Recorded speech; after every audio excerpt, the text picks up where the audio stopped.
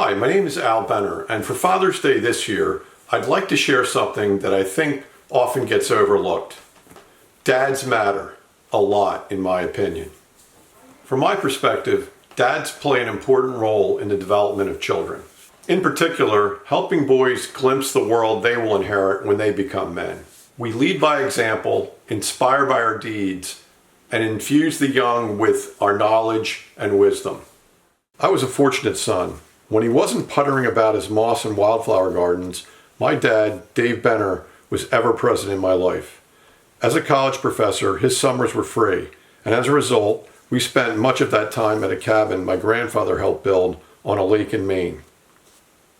The time my dad spent with me as a child and throughout my life, and the knowledge, optimism, and make-a-way attitude he imparted upon me have had an enormous impact upon my life. While others were following the herd, my dad had my brother Rob and I convinced that taking the path less traveled was the better option. That has stuck with me ever since. My father, Dave Benner, passed away just over 3 years ago at 93, but he will walk with me the rest of my days and remains an inspiration in my life and for many other people and future generations as well, I'm sure. David Edward Benner was truly a Renaissance man, a human being blessed with numerous passions and talents, who also possessed a childlike enthusiasm that was contagious. His varied interests and knowledge base, coupled with his boundless energy, made for quite an exceptional individual.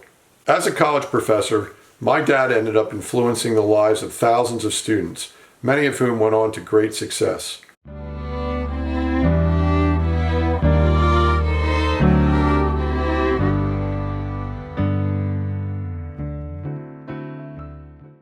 As a staunch protector of the natural world, he took on some big challenges and generated significant outcomes for entire communities. As a big brother, he bettered the lives of less fortunate neighborhood boys, and as an artist and plantsman, he beautified his world with music, poetry, art, and moss gardens. And finally, as a dad, he shined a light on the natural world that still burns bright in me. You gotta get the rhythm. Summertime, and the living is. That's right. That's right. Good job. The first part is this. Watch again. Summertime. That's right.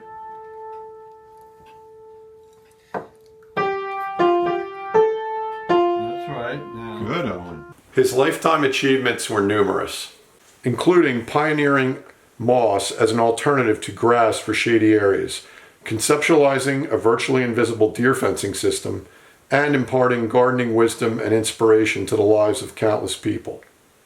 Tours for 35 years. It's so much work, it rains and you got to reschedule. I said, Sue, the only reason I do it is because when people take the tour and they walk through the moss lawn, and it's so tranquil and peaceful and they get so inspired, that's why I do it.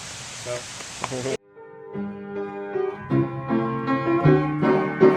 He was also an accomplished piano player, composing and copywriting his own songs and playing countless classics by ear.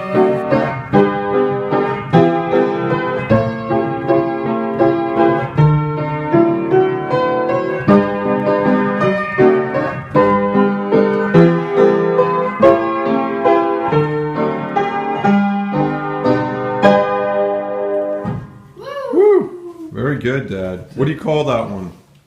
I don't know. I don't call it anything. But what would it be appropriate? What type? What is it? What would it be for? What kind of song is it? Do you think? A merry song. It's very merry. Yeah, it's just like a. Like Santa Claus is flying in the sleigh. It would be like a. Santa Claus takes flight. It's almost like a dance music. Dance. Yeah. Dancing You know, his it's like underwear in a Yeah. field. like a fast waltz or something. Daddy Poppy frolicking his underwear in the field, like. Oh my God! Like. with that recording. My mom and dad were both very active at their church, Trinity Episcopal in Solebury. Dave would often take to the lectern midway through the service for a nature update. People have since confided in me that my dad's eccentric ramblings were yet another reason to attend services each week. You just never knew what was going to roll off Dave's tongue. He also grew Concord grapevines behind the church and even made wine from them. Dave also volunteered to help lead the church's inner-city gardening outreach program called Mission Philly. Here you can see my boys Owen and Coleman and I with him at one of these outings. Dave was an accomplished cook and bread maker, a high school and college gymnast, and an explorer of the jungles of Panama. He summited mile-high Mount Katahdin 18 times. And above all, he was a man who made an indelible mark upon countless others. Fortunately for me, I got to call him Dad. This video biography is not only a tribute to my dad, but also a wake-up call for all those other fathers and want-to-be fathers out there. Don't take your job lightly, and don't ever think that your job is not of the utmost importance. With time and effort, we can open many doors to all the possibilities that life holds. Before we discuss my own experiences as the father of twin boys that recently turned 20 and just completed their sophomore year in college, and before I share my concurrent role as a surrogate dad to my fiance's 11 and 13-year-old boys, let's turn back the calendar all the way back to 1929. The year the markets crashed was the year my dad, David Benner, was born. Young Dave grew up a child of the Great Depression. My grandfather, Abe, was a math teacher at Lower Merion High School outside of Philadelphia, but still times were tough. Frugalness was steeped into my dad's blood from an early age and stayed with him for his entire life, something he also instilled in me. Born to Francis and Abram Benner of Ardmore, PA, David was the oldest of two children. His younger sister, by exactly 2 years, Fran, is still living and resides in Florida. Very early on, Dave's grandmother got him interested in plants. I remember him telling me the story about how they planted bulbs together at her home in Percy, PA, where my dad's family is from, and how he was mesmerized by the fact that flowers would pop out of the ground the following spring. Once he experienced this, he was hooked. Nature was something he was exposed to regularly, as his friend Dave Kelso's family owned the last remaining farm in Ardmore. He was a regular there. He also enjoyed spending summers in Maine, as his dad Abe ended up taking a summer job as the camp secretary for a boys' summer camp in Belgrade Lakes, Kennebec Camp. During high school, my dad became heavily involved in gymnastics. Lower Merion High School had a highly competitive team that would regularly win the state championships, and my dad really excelled in the pommel horse. Throughout high school, he was committed to the sport. He was also the captain his senior year. I'm not sure what honors or meets he won, but suffice to say he must have done quite well, as he went on to continue his gymnastics career at Penn State University under the tutelage of the well-respected coach, Gene Whetstone. From what I gather, Whetstone was to gymnastics what Joe Paterno was to football. My dad performed well for his team, even placing third in nationals in the side horse behind two athletes from the University of Michigan his senior year. While at Penn State, Dave studied horticulture. His love of plants was blossoming further. Following graduation, Dave enlisted in the Army during the Korean War and ended up being assigned the role of secretary to the chief surgeon at the Fort Clayton base in Panama. It is around this time that things start to get more interesting, for I have in my possession my dad's extensive diary of those days in the tropics. His learning the Spanish language and his forays with his buddy into the depths of the Panamanian jungle, where he searched for long-lost Mayan artifacts and other discarded or dropped items from the Spanish Inquisition. Upon his return to civilian life, Dave began working as the head botanist and ground superintendent for the Washington Crossing Park Wildflower Preserve just south of New Hope, Pennsylvania. Here he oversaw the establishment of wildflower propagation areas and numerous woodland garden trails that he planted with the countless native plants and wildflowers. In 1960, he met my mom, Sue Harris. 2 years later, they were married. So we were there one afternoon planting all these trees. My gosh, on a Saturday afternoon all day. Little trees, putting them out in rows. And then they said, well, why don't you stay for supper I said, okay. So we had supper, and then they said, what are you doing this evening? I said, oh, well, really nothing. I just not going anywhere. He said, well, we're going to this square dance over way out in the sticks above Doylestown. Why don't you go with us? And I said, oh gosh, I can't go. I said, look at my pants. I said, I haven't shaved. And they said, well, we'll give you a pair of our pants, and you can use our shaver. And I said, oh geez, I don't know.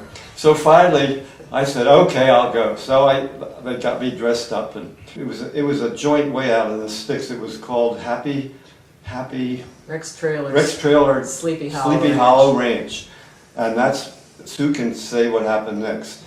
Almost didn't go myself because I was home, had washed my hair, and it was wet, and I didn't have a hair dryer, and the phone rings, and this friend from work says, oh, I'm going to this square dance, and do you want to go? And I said, well, I can't, my hair's all wet, and I can't get it dry, and and then hung up, and then my father said, well, you're always complaining about never having a date. Call her back, just tell her you're going to go. Now, you can dry your hair, stick your head in the oven, turn the oven on. I came on the scene in 1963, and my brother Rob 3.5 years later. 8 months after my birth, Sleepy Hollow Ranch, where my parents had met, burned to the ground. Timing in life can be everything. Around 1966, my dad decided to apply for a teaching opening at Delaware Valley College in Doylestown, PA. The teaching position was within the ornamental horticulture department. Essentially, he would be helping students identify and learn all about the different trees and shrubs they might encounter in nature or use in landscape design plans. Was that a deer bounding across the quad? Nope. It was Dave Benner leading a woody plants class across campus in his somewhat threadbare brown jacket to discuss and identify yet another specimen. Dave was much loved by many Del Val students. He would even host wild food buffets at our home in New Hope during the 1970s and motivated students to rally and demonstrate for environmental causes. I was a graduate of Del Val in 1985 and actually had my dad for 2 classes. To his credit, he treated me just like anyone else in the class. I never really felt singled out or made an example of or anything like that. Well, kind of. As with Dave Benner, you just never knew what he might say next. Dozing the back row of class, that did not bode well for you. Take me to the jungle. Teach me tiger law. Dave held the position for 22 years until he decided to take an early retirement at 60. Here are some words shared by one of his former students and good friend, Jerry Fritz, at the Celebration of Life service we held for my dad back in the spring of 2023. My name is Jerry Fritz, and I have the proud honor to speak about our friend Dave Benner. Thank you all for coming today to celebrate the life of David Benner. It's a true honor to say a few words, and thank you to the Benner family. Nearly 40 years ago, Dave Benner entered my life when I met him on the campus of Delaware Valley College in the fall of 1985. Dave taught and inspired me and so many other students, I believe over 2,000. We call ourselves Aggies.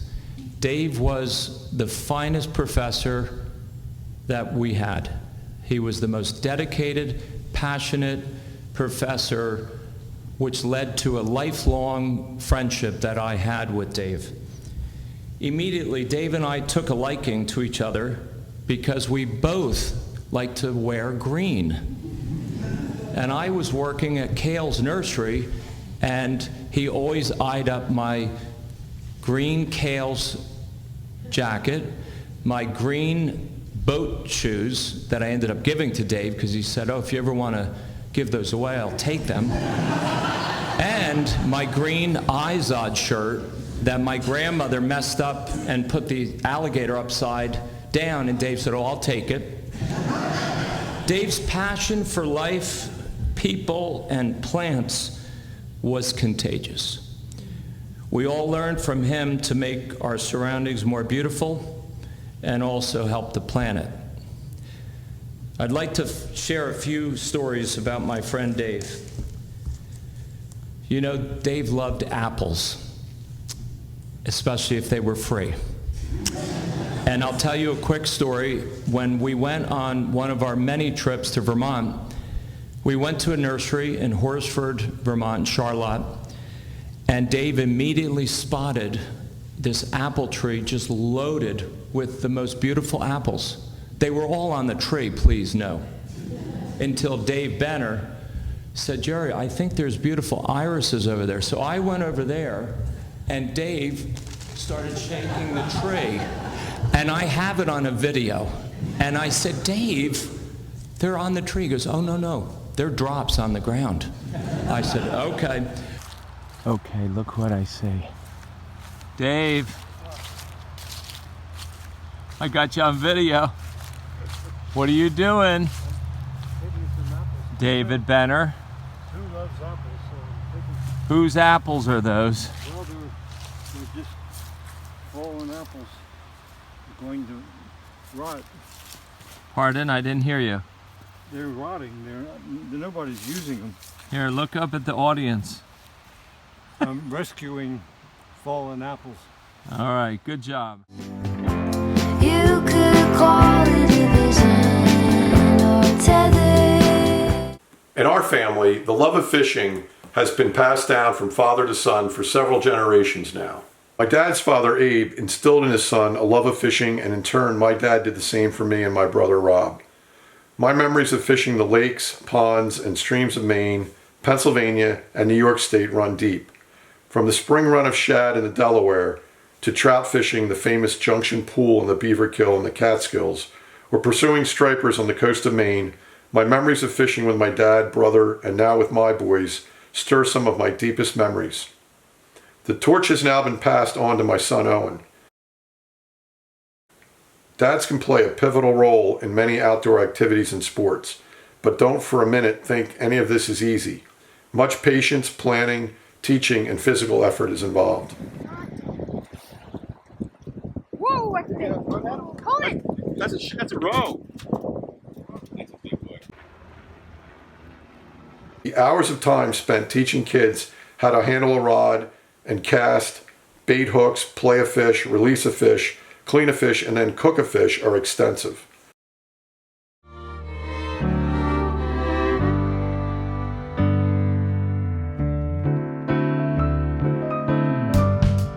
Find the words and write them down. We're going to go 1, 2, 3. 1, 2, 3. Find the tune and sing it loud. Here we go. Wow, Cole. And find someone who'll stick around. Take it in, your glory bound. What'd you get, Coleman? What kind? Caught 3 white perch and 1 bass. Oh my heavens. Really? 3 white perch and a bass. Wow. Did you reel them in, Coleman? He reeled them all in. Wow.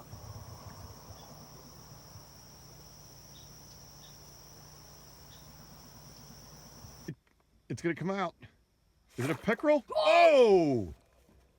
That's big. That's a huge pickerel. Coleman, don't lunge at him like that. Oh my goodness. Coleman, don't do that. Oh my God. Did you see that? Yeah, it's huge. Coleman, don't let him bring it to the net.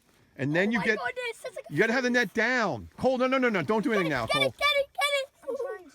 Jesus. Oh my mother of God. Got it. Oh, get it. Get him in, lift him in. Holy cow, that's a big fish. Oh my God. Learning how to set up and break down camp, split wood, use a chainsaw, handle a canoe, build fires, etc. all take a lot of time and patience. I was one of the fortunate ones whose dad took the time to impart his knowledge on these topics and more. To pay it back, I have tried my best to do the same for my boys.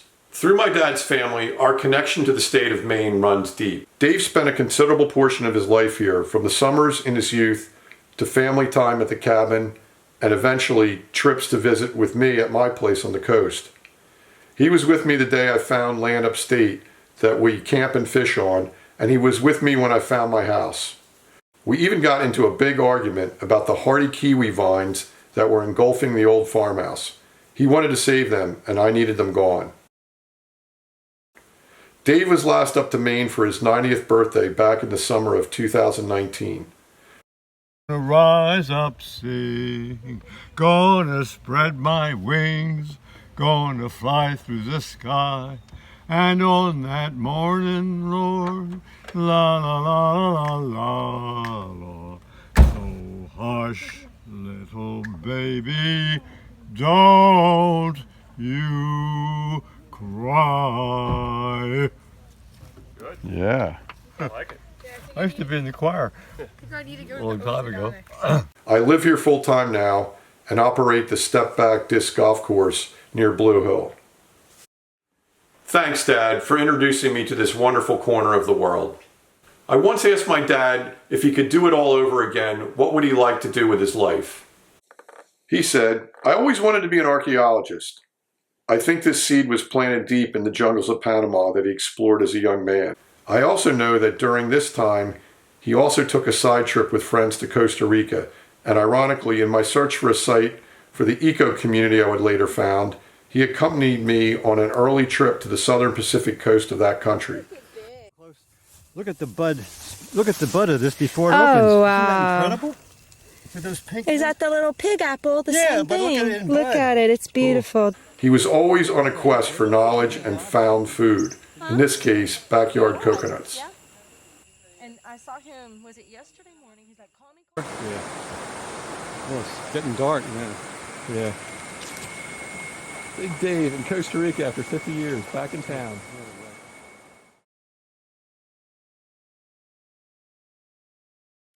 Dave spent numerous days both at my house in Maine and at Old School Farm that I owned for 20 years back in Northeast PA. Ironically, he took my brother Rob and I fishing when we were kids on the same Dyeberry trout stream that would later border my farm. He helped me plant the 500 asparagus plants that I'm sure are still producing. He would always provide input on what he felt were the best things to do with the properties. His advice was typically very good. Dave could not sit still. No sooner had we arrived at any of these locations than he would be out of the car, moving about, pulling weeds, pruning shrubs, just doing anything to keep his body in motion. He just couldn't help himself. He was a man in perpetual motion.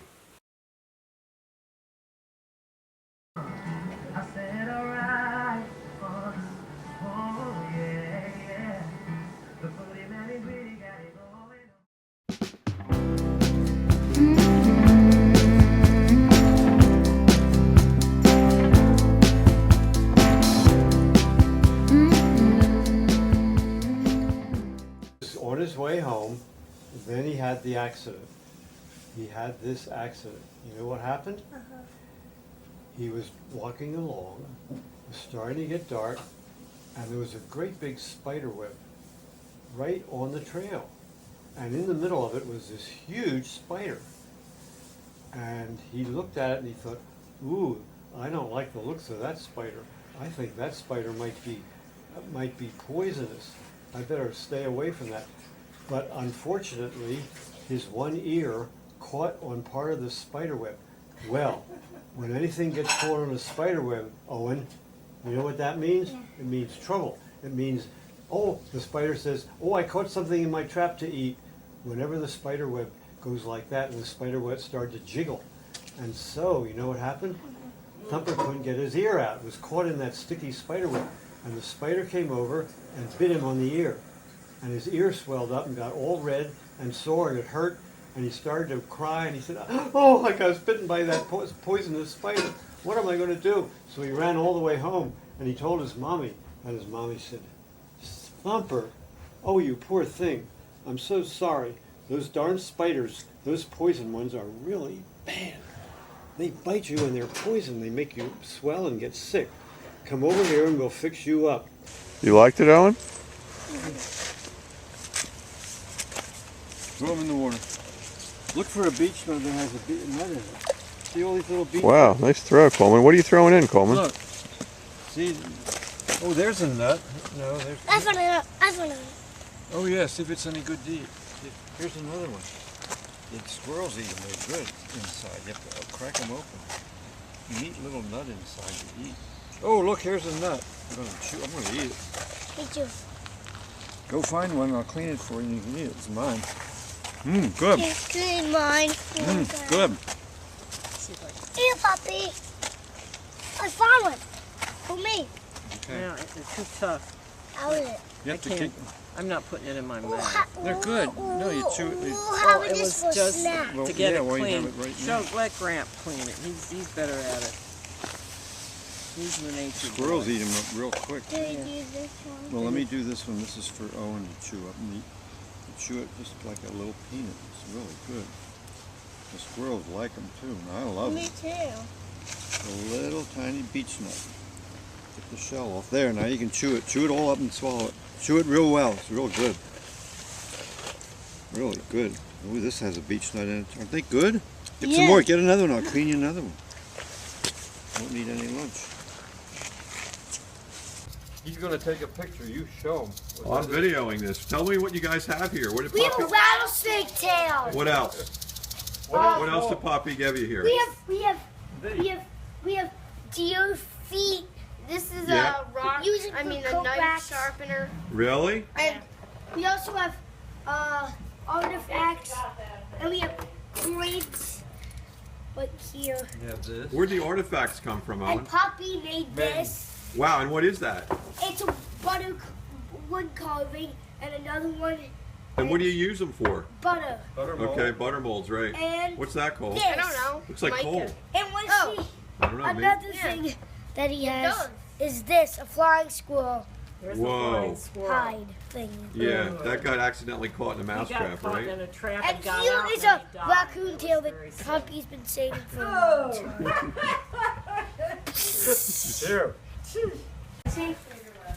Okay. Sit down. I'm with you. Okay. Now listen carefully, everybody. You each have a basket, right, for eggs? Yes. I've hidden the eggs in several places. I've hidden some in the shed. I've hidden some in the guest house, and I've hidden the rest along the trail all the way up back towards the gate. Okay. Now, there are 48 eggs to find. Okay. And each person's going to end up with 12 eggs. Okay. So, this is the way we're going to do it. What if a person doesn't get 12 eggs? I've got it all worked out that you're going to get 12, and here's how it's going to work. Sophia and Addie are going to go into the guest house first. You can go in and watch, but you can't look for eggs. Only Sophia and Addie can look for eggs in the guest house. But in the guest house, there's all the What's only your dogs. thought, Dave? Who knows what So, your thought is? this is what happens. When Sophia and Addie find 6 eggs in the guest house, they can't find any more than it. The rest are going to be for you two to find later, okay?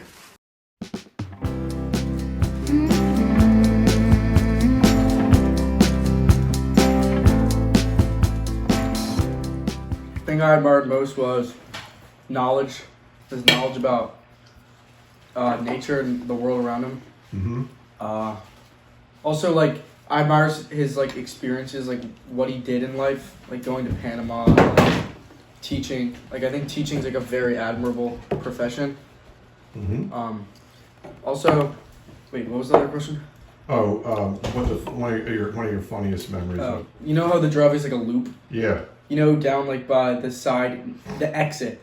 There's that big moss patch in that tree. Yeah, the moss. I remember hill. when I peed behind that tree and he got so mad at me. Really? That Why? was the funniest memory. Why would he get mad about it? He was like, thought you were gonna He thought I damage was the gonna moss. yellow up the moss or something. Okay. He got all mad. That was the funniest. All right. Is that what you got? Is that it? All right, Cole. What do you have? Okay, the thing I think I admired most about Poppy was probably that he had so much patience and he was like willing to observe and he could just sit and just like be there. Dude, I that's think pretty. like, that's pretty awesome, man. that's like pretty hard. I can't do that a Yeah. lot of the time, and I just think that's such like a It's a lost art, right? yeah. He could just like sit outside for like hours, just or just play piano, like some very just basic thing, and just kind of find a lot of joy in it. Yeah. I'd say the funniest memory of him was probably I found a piece of corn in my Easter egg. a dry piece of corn. Oh, I got an acorn one time. You got what, Owen? An acorn. Oh yeah. Well, he was like a little had some mild dementia by that time, so maybe we have to give him a little break. We are together. And get something else, anything but grass. So that's why I keep doing it. And people get inspired and they come on a tour of the garden and they go home and they see what I've done and they say, I'm going to put some moss in where I'm trying to grow grass in the shade because the grass doesn't grow hardly. So they do it and they call me back in a year or two and they say, oh, I've got a moss lawn and it's wonderful and I don't have to mow it. That noise, that's my neighbor mowing their lawn with a power mower, causing two things, air pollution and noise pollution. And I don't want any part of that, and I don't have any part of it because what I've done here is get rid of the grass and grow moss. What do I do in the summer? This is what I do. I sit and enjoy myself. So when it comes summertime, am I out mowing and working in the garden? No. I go up the road to play tennis, to go fishing, to go hiking, and I wave at my neighbors who are busy on their mowers trying to get their lawn mowed on the weekend. And I have nothing to do except enjoy myself. For the past 27 years, there's been no grass on this property, and I threw the lawnmower away about 15 years ago. That was the first step in getting this area to a nice garden without any maintenance. And that's my whole idea, is no maintenance.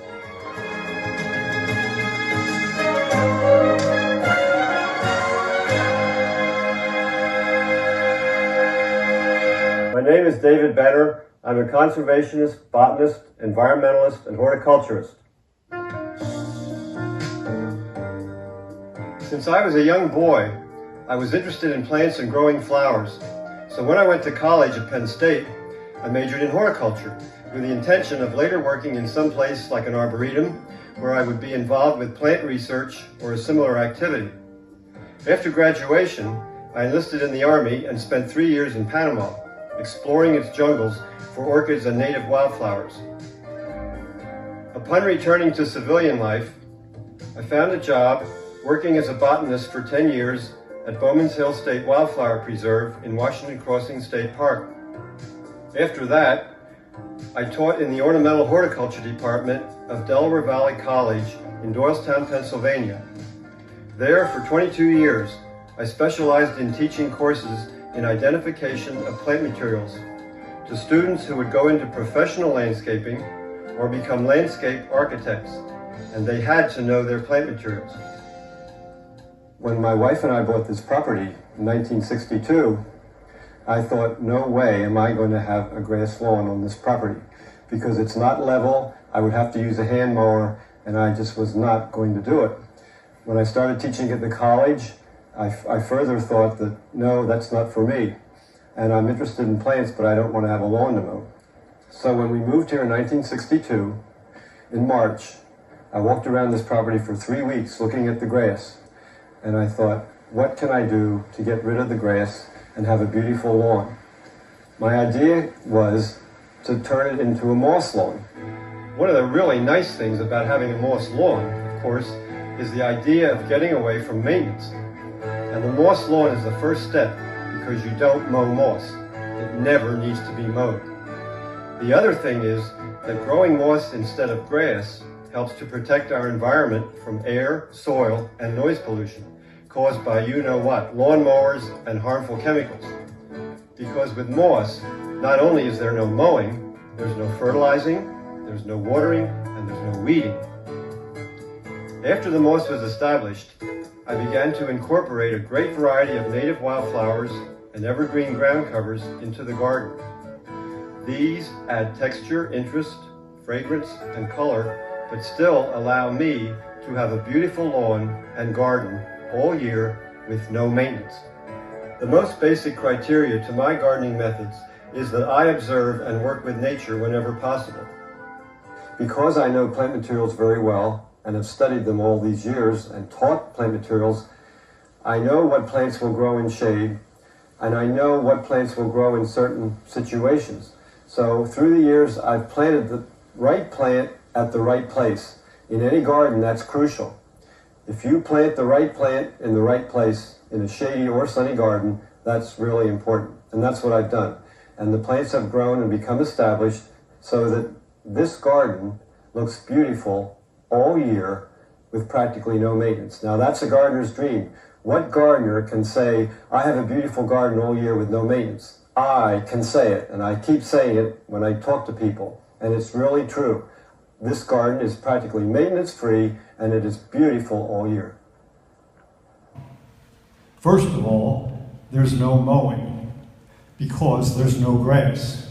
There's been no grass on this property for 52 years anywhere. What public or private garden can you visit anywhere in the eastern United States where there is absolutely no grass? Almost every garden somewhere has some grass. I have none. And I tell people on the tour, if you find a little clump of grass or even a blade of grass this big around, I'll pay you $25 on the spot. I've never paid yet. So there's no grass. So anyway, that means no maintenance.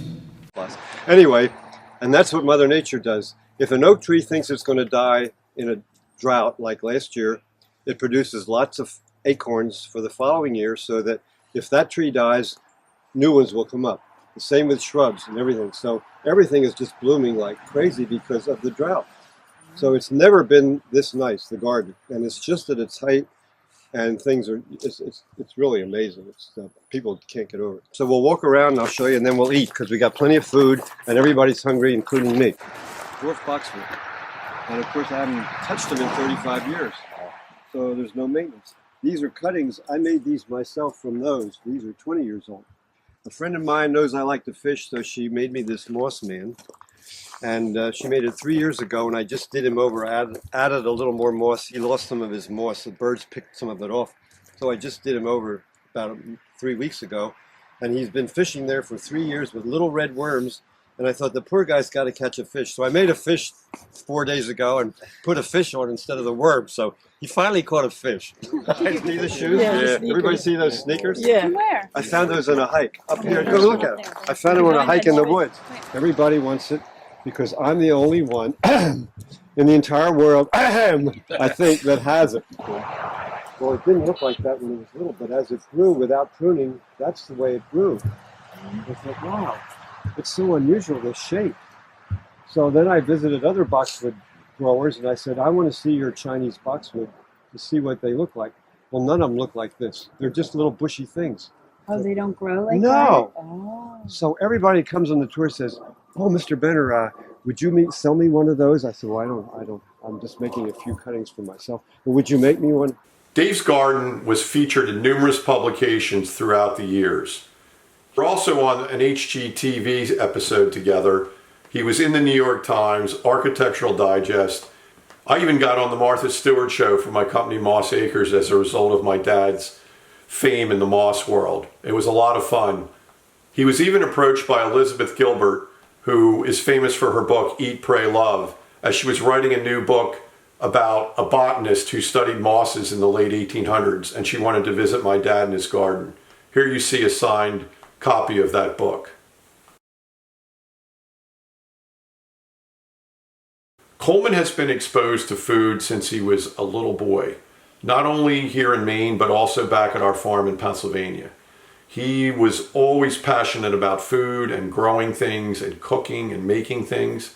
He even made it on to the MasterChef Junior. Well, he almost did. He made it to the very final round. So now I'm cutting my potatoes, which are going to be my starch for my dish. I am making a garlic mashed potatoes. So first I will cut my potatoes into fours, and then I will, into eighths actually, and then I will put them in boiling water, and then I will take them out put some salt and pepper, garlic, minced garlic, put it in. And I will also put in lots of butter, lots and lots of butter, and salt and pepper. These days, he's continuing to pursue the study of food, basically at College of Charleston in South Carolina, where he's studying hospitality. And I see nothing but a bright future for him in the culinary world. He definitely wants to own his own restaurant one day, but he's wise enough at 20 to realize he needs a lot of experience before he's going to do that. So he's been immersing himself in kitchens up and down the East Coast, getting more and more training, traveling abroad, learning about foods from the world. He just got back from South Korea. So I'm very excited about the future with Coleman and food, and wish him all the best. But he's very driven, and he plans on owning his own restaurant someday, and I know he will.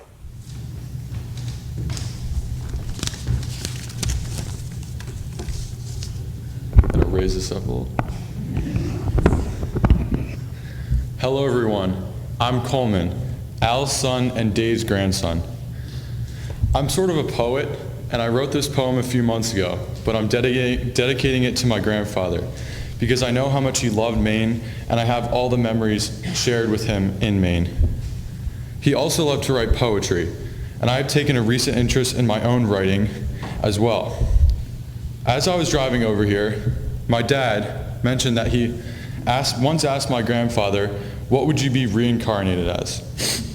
To which he replied, "A loon." Ironically, one of my few pieces I've written is about loons. So here it is. It's called The Loon Olympics. Starry night Olympics, lake, placid, evening, night and day, silver and gold. Reeds sway in silent night. A strange ritual unfolds. Grandfather pines stand tall, totems of ancient past. Council of elder loons form loquacious cast. Weeping in symphony, cheering for flight. Keen young loons, only buoyant in optimism. Violent wings erupt in lustrous spray. Shimmering silver ripples lave sandy quay. Coniferous chatter newly alive. Lake of isolation, now a teeming coliseum. Excited echoes bounce from every side. Loons race a watery bout. A moment of flight, sweeps glistening water, grabbed by silver tendrils and plunged into placid lake. Bodies of disappointment, feathers of dismay. Ethereal murmurs sing from rocks below, primordial cache. Loons float, a heavy weightlessness. Freedom beyond the pines, a ridiculed wish. Warm summer evenings, loons cry in anguish. Thank you.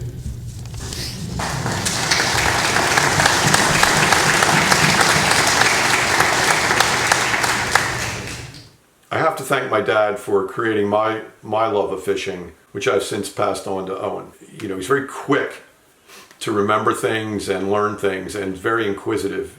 And I think that will serve him very well as he moves forward through life. Hello, I'm the twin of Cole, who was just up here with the great poem, and I just wanted to say a few words.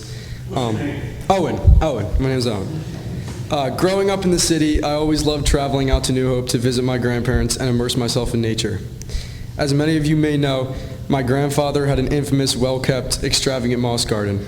We would take walks through the trails, and he would tell me the name of every plant and what I could do with it. My grandfather taught me to value the outdoors and respect Mother Nature. I have carried the values he taught me throughout my life and expressed them through my passionate hobby of fishing, which would not be as big of a part of my life if it weren't for him. I always have and will continue to admire his respect and appreciation for nature and wish to become the same way. He was a caring grandfather who sought to teach me things and, most importantly, taught me to always be kind. His soul lives on, and I'm sure it is with us now. And if it's not, it's somewhere in Maine trout fishing or in his garden carefully raking leaves off the moss. Thank you.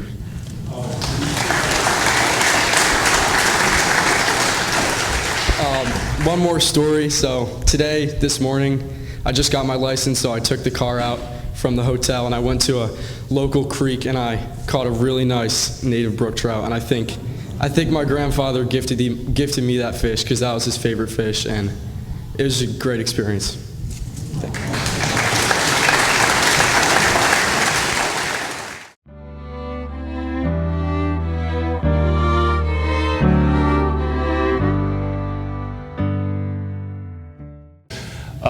What is another good story about my father? Oh, the camping trips. These are classic. So I'm writing a book called Trout Tales about my fishing experiences, mainly a lot of them with my father and my brother when we were younger.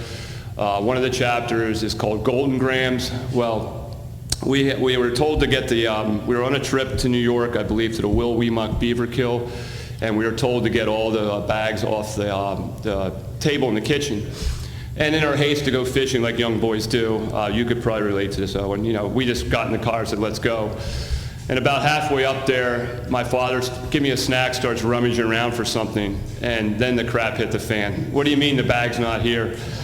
Oh boy, and I'd never seen him that angry that day. I was probably, 8, 9 that day, Al? And he made us suffer. We got to the camping spot, there was no food to be given.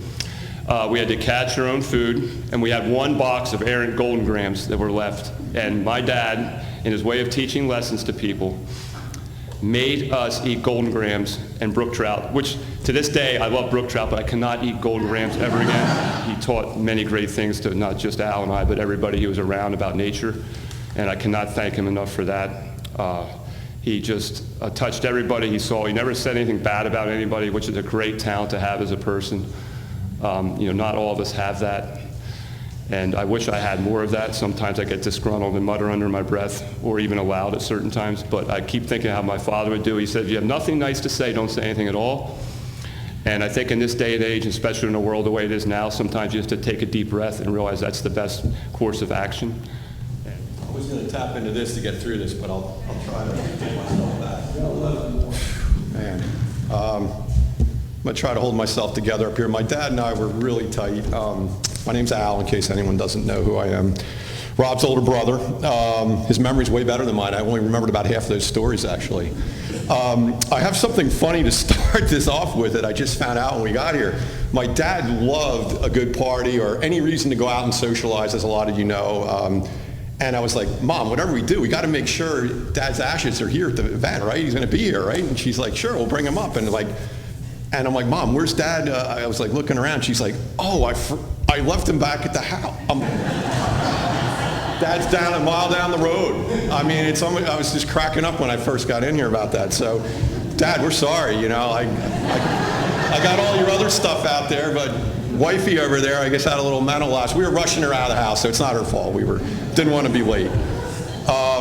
So anyhow, I'm going to start this out. I titled this little piece here, A True Renaissance Man, because my dad was way more to me than just a dad. He was an inspiration, not only to me, but I saw how he was an inspiration to many, many people. And that really touched me. A lot of times there was sometimes there's a bit of jealousy maybe in me, but not really, because I saw how much people got out of my dad sharing himself with others. So we welcome Jerry Fritz as our third brother. We have no problem with that. So to get inspired to write these notes, this was last week. I had this kicking around a long time because my dad lingered for, unfortunately, 3 years in not so great shape, and it was really sad to see him struggle for those 3 years. And it wasn't him, but he just, so I had a lot of time to process all this. But I sat by he has a frog pond, a little recirculating pump. If you've been to his garden, it's right up where the picnic table area was, and that's where I wrote this. So I sat there and listened to that frog pond that my dad built all those years ago, and I made these notes. So just wanted to share that. So I think the best way to evaluate a person's life is to see how much positive impact they had upon the world around them and the people whose lives they touched.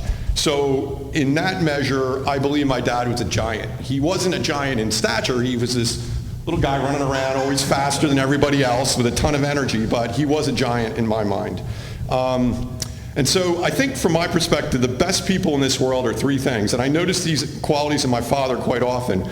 And one, which is, I think, being lost in our world right now, is being truly honest and speaking their mind. My dad sometimes to a fault, but I learned that from him, and I'm trying to instill that in my boys, like, speak your mind, don't hold back. I think a lot of people are now afraid to say things. I think that's not good. I think we all need to be honest. and just speak what we're thinking. And my dad sometimes, like someone was saying, we would cringe. We didn't know what was coming out of his mouth. But that makes life interesting, okay? So also I think being generous with their time, particularly when it comes to helping others. My dad, did a couple things. It was mentioned that he was actually a big brother to a handful of boys in the neighborhood, and I found that to be very admirable that he had not only two of his own sons, but at the same time he was taking other kids out into nature and doing things. And we always had friends all along on fishing trips. I see one of them right there in a black shirt who was out with us a lot, fishing and all these different things. So he really added a lot to a lot of people's lives. And then the other thing he did was, kind of without like any grandeur, or I didn't want any credit for it, but behind the scenes my dad was doing a tremendous amount of volunteering with all different types of organizations, environmental organizations, going down to Philadelphia to plant stuff in the inner cities. Even when he was 88 years old, my boys and I were down there with him. So with Trinity, the inner city program they had. So just a lot of things that he did. And the other thing I would say is that he was in relentless pursuit of his passion, of his passions. In this case, a lot of it was gardening, but he was just so passionate about life and the things that he liked, and I think that's something people should take away about how to live their lives. My dad's character, I just want to say a couple things about that. He had an incredible amount of childlike enthusiasm, as you might all know. He was up for anything, anytime. I could call my dad, it didn't matter how crazy the idea was or where we were going, he was in. He was in. I cannot remember a time my dad said he wouldn't go. It didn't matter if he was going to sleep on the ground out on a lakefront at 85 years old. He didn't care. He was up for it. And then it's been said a couple times here, my brother said it, but my dad he didn't like have a bad bone in his body. He never said anything bad about anyone else. He always had something nice to say. He was never mean to anyone. And I just find that to be just so refreshing. My dad was a professor, but what did my dad teach me now that I am and I'm trying to instill in my own two boys? I just want to list these off. The one thing he taught me was to make the most of every single day, every day and every minute in your life. And I've always embraced that. It's really important to make good use of our time, whether it be for ourselves or for others or whatever, or just learning something. But my dad always wanted to learn new things. And I really admired that in him. He also taught me never to judge anyone because of their differences. Everyone's the same to my dad, and I learned that from him. Everyone doesn't matter. Everyone is the same. No one's better than anyone else. He also taught me to live life as an optimist, and to a flaw. I mean, this guy, nothing could ever go wrong. Like, we'd pull off to go fishing, no trespassing, or oh, don't worry, they won't mind. Okay. And that's been instilled in my son Owen, because up in the reservoir upstate where he caught a 7-pound bass, he climbed a fence that said, I don't know, Army Corps of Engineers only or something. Whatever. But he did teach me to take the road less traveled, and to that I am forever thankful. How to be a good storyteller. So my dad told Rob and I hours and hundreds of hours of stories, and I did that with my boys and when they were younger, and maybe until they were about 13. I hope they do it for their kids.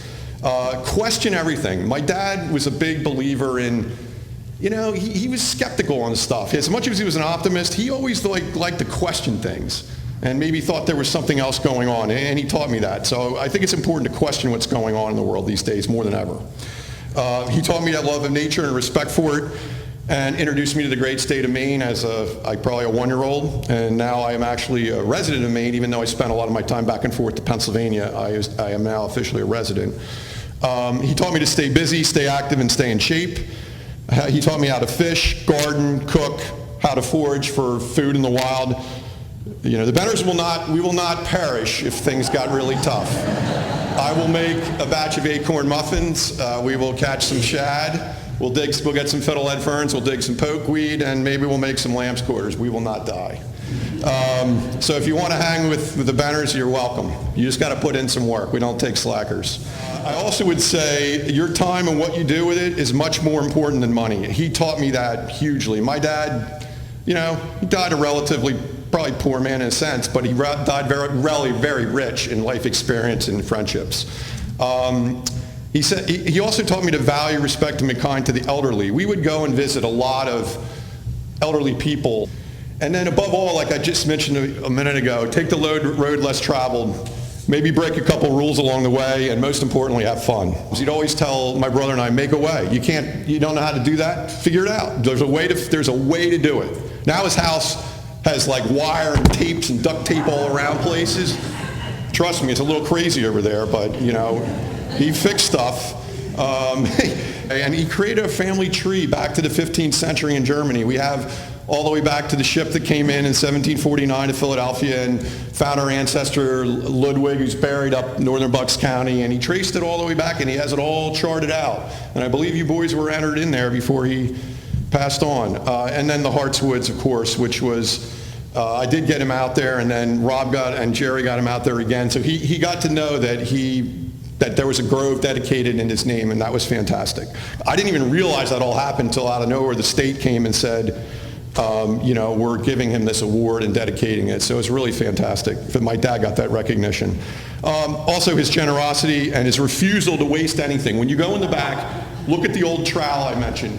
I think he had that trowel since he was at Penn State. I mean, this thing is, I don't even know how it worked, but I have it on the table. My dad would not throw out anything. He would not waste food. He was born in the Depression, and so he lived his life that way in a lot of ways, and he taught me a lot of valuable lessons. And then just a couple real quick funny stories.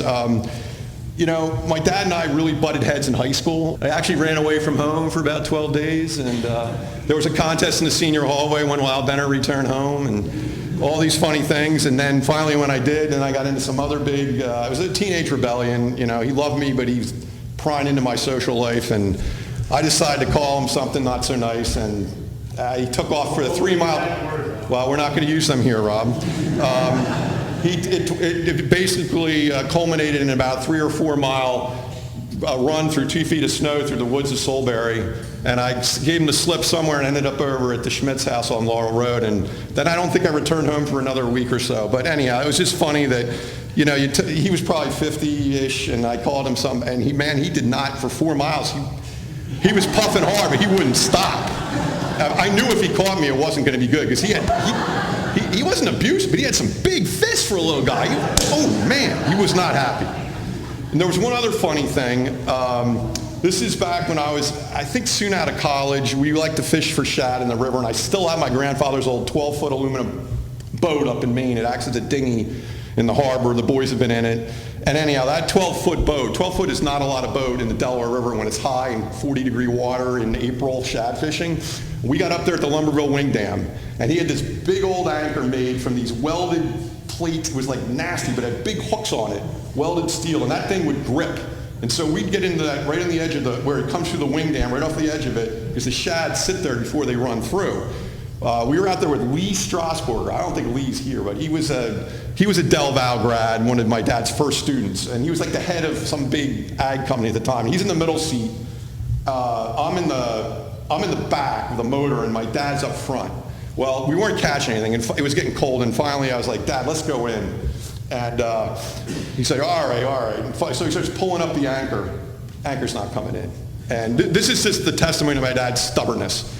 The anchor's not coming in, and he's like, and then the boat starts doing this. And the boat's and the water's starting to come over the gunnels. And if you go into the Delaware River and there's no one around, if you go into that 40-degree water, you probably got 10 minutes.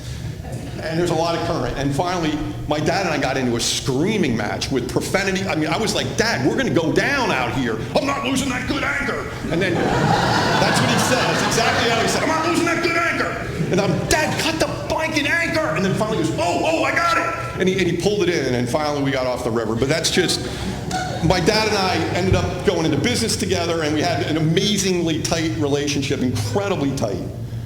In fact, I think I'm channeling him in some way, his calmness with me, right? Not that he was calm, but I thought I was going to lose it up here, and I'm not yet, so I'm very happy about that.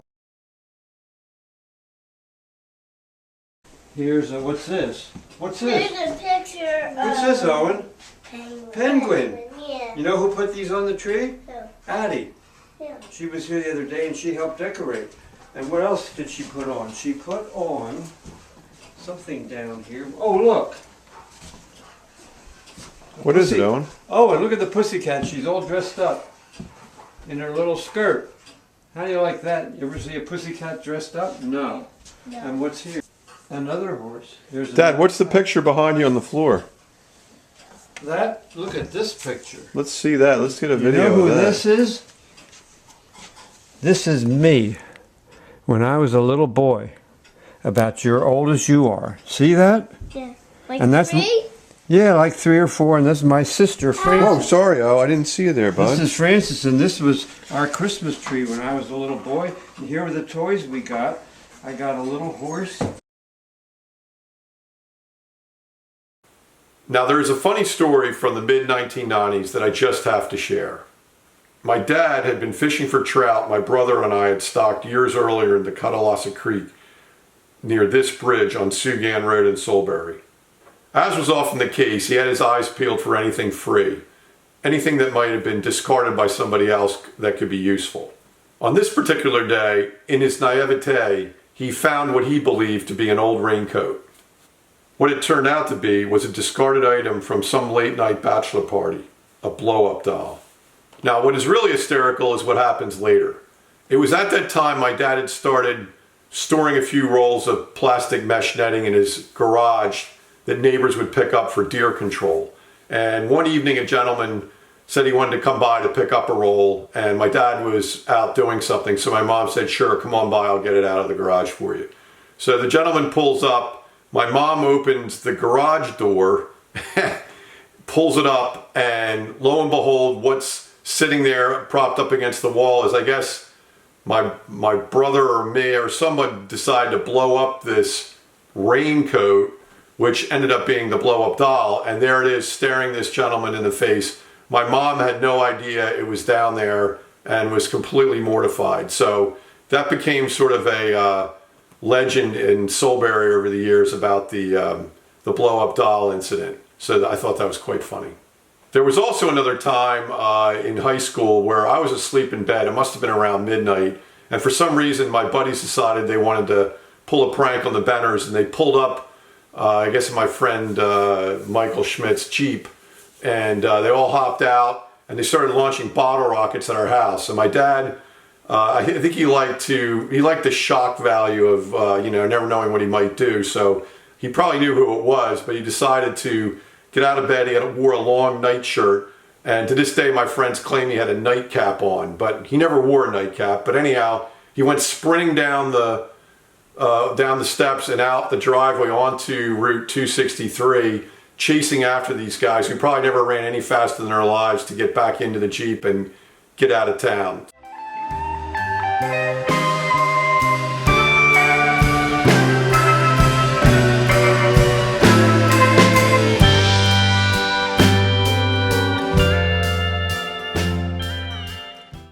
Dave Benner is showing up everywhere, from rare shorty ground cover stands beside the dancing blue-green waters of the North Branch of the French Broad River in North Carolina, to numerous lakes and mountaintops across Maine, to giant trees in South Carolina, and even our old Vermont ski destination when I was a kid.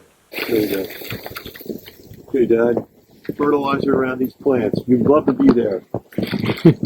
When they bloom in the spring, my dad will help boost it.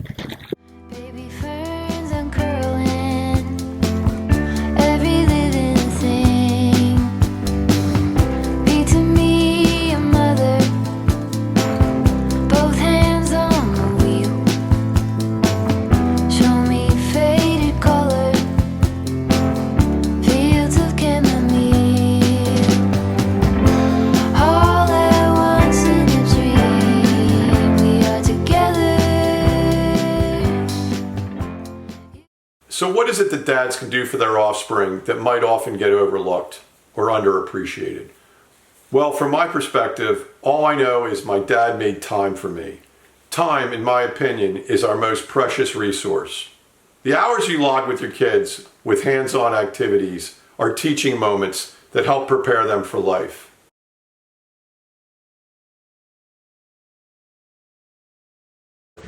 I'm good. All right. Good morning, guys. Most of you that know me don't really know much about my dad. My parents split up 600 miles away 2 years ago. My dad in Maine and my mom here in Philly. Now, it wasn't the best first half of high school having a semi-virtual dad, but I'm running this enclosure, and that's enough for me. So enough about me. More about my dad, or Big Al, as my friends call him. My dad's life, although sometimes embezzled in a long car trip, is truly amazing. and his force of life is what made me the man I am today, or at least the man I aspire to be. Let me just start by saying that my dad is and always will be the most honest and kind-hearted person that I know.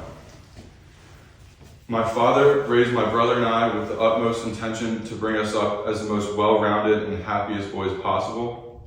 My dad provided me with not only a strong father figure, but also a fervent passion for giving us all the experiences he could. This started with buying a fixer-upper farm in upstate Pennsylvania just a few years before I was born. My dad is an optimist, so naturally, sustaining a 54-acre farm 3 hours away from home with endless work made sense to him, and he made it thrive for over 20 years. Looking back on it, the farm was never about him. It was about us. And while I don't doubt he loved the process and the journey, he was always in it for us. The farm is where I found my love for food and Owen his passion for fishing. My dad was a mastermind, and getting us outside was his life work. Let me rephrase that, just part of his life's work. My dad came from very humble beginnings, but he also came from a father that carried the same mantra: work hard, play hard. My grandfather was a jack of all trades, a teacher, an outdoorsman, an artist, a pianist, and like my dad, a dedicated father. My father is an extremely hard worker, and I've never seen anyone work harder but also play harder than him. My dad always had time for us, no matter how complicated or stressful his work was. He always put us first. He coached my baseball team for 7 years. He took us on fishing and metal detecting trips across the country, and he always found time to drive up to the farm when things just got too crazy. He never made me feel like I was anything other than the top of his list. At some times, I felt like my dad had more energy than I did, and even today, at 61, he's still up somewhere in Maine, and even though we aren't always together, thinking about that image of him outside makes me feel closer to him. My dad has an energy for life. He puts others before him and doesn't let a day go to waste. My dad has and always will be my mentor, my best friend, and truly a great father. So happy 61st birthday, Dad.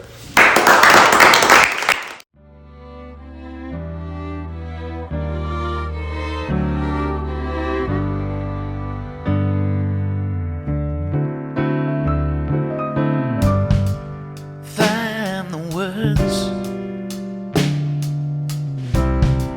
and write them down. Find the tune and sing it loud. And find someone who'll stick around. Take it in, you're glory bound.